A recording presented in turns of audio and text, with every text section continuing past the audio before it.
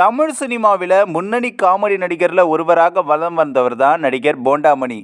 இவர் தற்பொழுது சில உடல்நலை பிரச்சனை காரணமாக நேற்று இரவு காலமாகியிருக்காரு. இந்த ஒரு செய்தி திரையுலகினர் மற்றும் ரசிகர்கள் மத்தியில் பெருமளவு சோகத்தையும் ஏற்படுத்தியிருக்கு.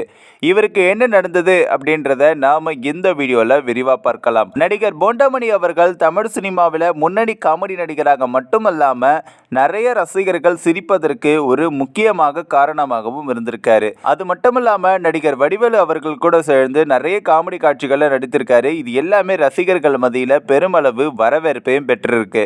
தொடர்ந்து நிறைய திரைப்படங்களில் நடித்து வந்த இவர் கொஞ்ச நாட்களாக திரைப்படங்களில் நடிக்கிறத நிறுத்திட்டாரு. காரணம், இவருக்கு சிறுநீரகத்தில் சில பிரச்சனைகள் இருந்ததுனால இவருக்கு மருத்துவ உதவிகளும் தேவைப்பட்டது.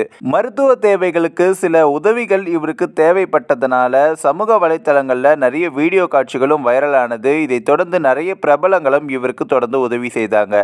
இப்படி சிகிச்சை பெற்று வந்த இவர் நேற்று இரவு 11 மணி அளவில் இவரோட பல்லாவரத்தில் இருக்கக்கூடிய வீட்டில் திடீர்னு மயக்க போட்டு கீழே விழுந்திருக்காரு. உடனே இவரோட உறவினர்கள் பதறி போய் இவரை மருத்துவமனைக்கு கூட்டிட்டு போயிருக்காங்க. அப்பதான் மருத்துவர் இவர் ஏற்கனவே இறந்து விட்டதாகவும் செய்தியும் தெரிவிச்சிருக்காரு. இதை கேட்டதுமே அவங்களுடைய குடும்பத்தார் மிகவும் சோகத்தில் ஆழ்ந்திருக்காங்க. அது மட்டும் இல்லாம திரையுலகினர் மற்றும் ரசிகர்கள் மத்தியில பெருமளவு சோகத்தையும் ஏற்படுத்தியிருக்கு.